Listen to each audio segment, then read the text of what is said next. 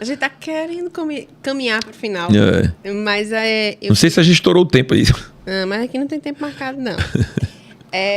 Eu queria perguntar, na verdade, sobre a questão do como a gente vê. A gente caminhou, a gente fez literalmente uma caminhada histórica desde quase os apóstolos, né? Desde o segundo século. Apóstolos lá de trás, e a gente parou aqui. A gente está aqui onde a gente está hoje.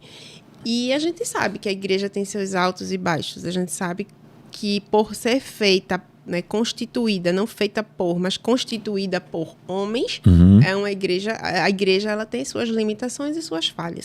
Dentro desses altos e baixos, principalmente considerando toda essa trajetória, quais seriam os erros ou baixos que o senhor acha que a igreja não poderia repetir de forma nenhuma? Algo que pudesse, assim, tipo, que poderia não ter acontecido. A fragmentação da igreja. Eu acho que a reforma protestante foi mais do que necessária. Ela tinha que acontecer, mas o denominacionalismo, como surgiu e como ele está hoje, ele atrapalha bastante. Porque, veja, num país como o nosso, democrático, de liberdade de culto, se nós nos reunirmos aqui, nós estamos aqui em 4 pessoas, se a gente chegar no cartório com um estatuto dizendo assim, essa é a igreja Overflow, e o bispo Márcio é o pastor da igreja, e o Diana é uma diácona, enfim, é aceito. E se a gente abrir um ponto lá, é aceito. E todo mundo vai dizer, isso é uma igreja. Então, isso termina que facilitou. De um lado é bom, mas do outro lado a gente vê o sem número de igrejas no Brasil que a gente não colocaria o pé lá. Entendi. De pessoas que estão ali para... E Paulo disse isso. Paulo disse que a fé, se for levada para um determinado... é uma fonte de lucro. Se for levado para um determinado ponto de vista, é uma fonte de lucro. Ele vai ganhar dinheiro com a fé. E a gente sabe que tem muita gente fazendo isso. Então, eu acho que esculhambou é uma palavra forte demais para dizer isso aqui. Mas a fragmentação que o denominacionalismo trouxe para a igreja, eu sinto falta de uma unidade. Por exemplo, Vitória não tem uma ordem de pastores. Entende?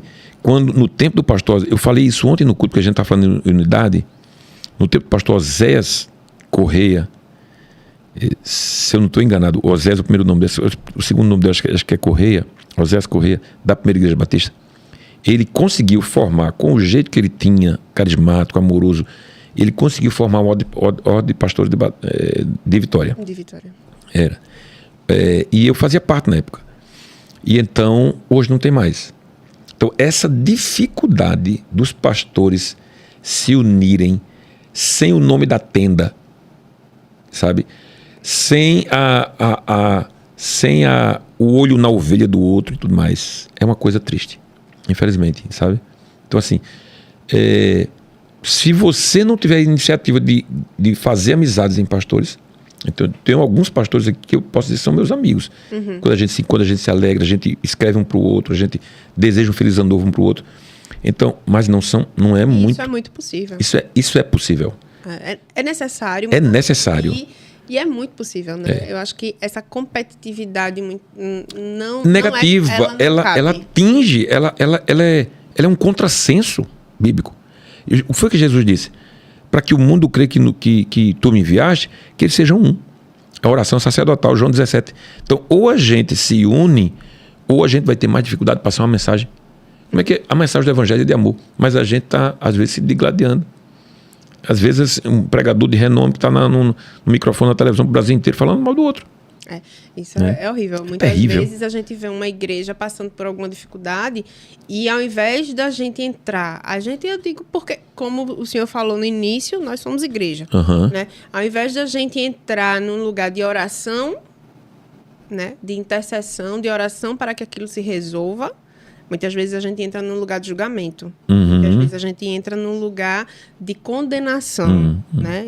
E aí a gente encontra os canais, que eu não vou citar nome, mas a gente encontra os canais das redes sociais que, na verdade, lucram com os escândalos e lucram com o disse-me-disse e a maledicência das igrejas.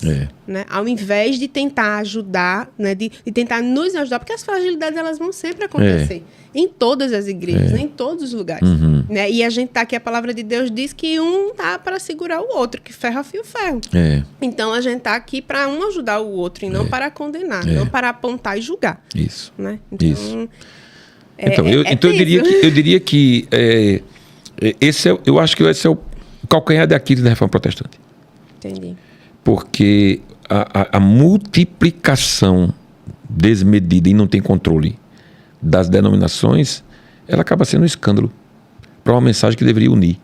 Entende? Então é isso. Diante de tudo isso, como é que poderia ter uma... Não sei se existiria uma fórmula, mas assim, qual a mensagem que o senhor deixaria para que, o senhor como pastor de igreja, para que a igreja continue sendo um farol, um farol de Cristo na sociedade? Eu acho que a gente poderia começar, e isso eu preguei ontem na igreja, começar parando de falar mal de outra comunidade.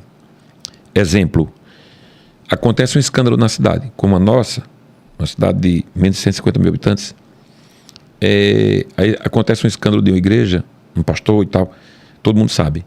Aí agora vamos falar também. Então assim, cala, você está atirando no seu pé. Entendeu? Isso é fogo amigo. Sabe quando na guerra o cara atira e matou o próprio combatente junto com ele? Fogo amigo. Então a gente está no evangelho falando mal às vezes de outra igreja, de outro pastor porque não concorda, alguma coisa. Então assim, a gente precisa começar com a atitude de, sabe, todo avivamento começa com confissão. Então assim, começa parando de falar e começa agora estimulando um ao outro. Entendeu? Então gerar uma unidade que a gente prega na igreja. A gente prega uma unidade na igreja que às vezes a gente não vive. Entendeu? Então, a mensagem que eu deixaria é ganhar consciência ou elevar o nível de consciência ao que você é em Cristo. A gente é a imagem e semelhança de Deus. E a gente está falando do nosso irmão, também feito a imagem e semelhança de Deus. Salvo pelo mesmo poder do sangue de Cristo. Pela mesma graça. Pela mesma graça, que pretende ir para o mesmo lugar. Um lugar que não vai haver tenda, que não vai haver nome, que não vai haver denominação alguma, mas a gente se digladia às vezes. Então isso é um pecado que Deus condena. Então eu diria que a gente deveria começar por esse reconhecimento e a partir desse reconhecimento alguma coisa prática, chegar junto, certo? É uma coisa que eu tenho pensado muito nisso ultimamente, sabe? Por exemplo, eu chamei já 2 pastores para amigos meus, né? Para ir na nossa obra, para eu mostrar a obra para eles e a gente orar juntos lá. Sabe? Por quê? Porque eu pretendo que aquele lugar não seja apenas o lugar de cultos da nossa igreja, mas um lugar em que um pastor amigo meu possa também se sentir em casa. Entendeu? Com todas as diferenças que existem de igreja para igreja, mas ainda assim, quando pastor Carlito Paz tem sido uma referência para nós hoje, no Brasil desse tempo, ele diz assim, algumas igrejas estão preparadas para o século XX começar. Né? Ou seja, tem toda uma preparação de igreja que, se quem fosse do século XX, ali em 1901, a igreja está prontinha para começar. Então a gente tem que entender como é isso. Então, guardando essas diferenças que existem, mas eu posso olhar para o outro e dizer assim, você é meu irmão em Cristo. Nós temos um só fé, um só batismo, um só Senhor, uma só esperança. Então, vivemos pela mesma graça. Então, vamos nos juntar aqui. Vamos orar junto. Entende? Então, vamos orar por causas comuns. Então, vamos estudar junto. Vamos crescer junto. Né? Entende? Então, assim, eu acho que é por aí que pode começar alguma coisa. Sabe? Um avivamento no Brasil, como é que ele começaria? Como é que ele aconteceria? Se não por meio da união ou da unidade das igrejas. Já houve várias tentativas, Iriane, no Brasil de formar um ajuntamento das igrejas evangélicas do Brasil. Não consegue, nunca tem futuro. A única foi a Aliança, agora eu esqueço o nome, que já tem um tempinho isso. Eu digo porque o bispo anterior, o bispo Miguel, que era o bispo Robson Cavalcante, que foi assassinado, Ele fez parte do primeiro momento de uma aliança, como fosse uma aliança de igrejas no Brasil. Agora eu não lembro exatamente o nome. Mas começava com aliança. Não funcionou. E já houve outras tentativas. O Caio Fábio, que eu citei, também fez uma tentativa lá atrás. Não funcionou. Entendeu? Porque tem um grupo muito forte que não quer fazer parte. Sabe? E então, não quer fazer parte por quê? Porque o meu arraial é melhor, enfim. Entendi. Então, vai existir um avivamento sem essa unidade? Não sei. Entendeu? Eu quero que aconteça. O que eu digo a Deus é assim, Deus, o que o Senhor estiver fazendo, não me deixe fora. Essa é a... Né?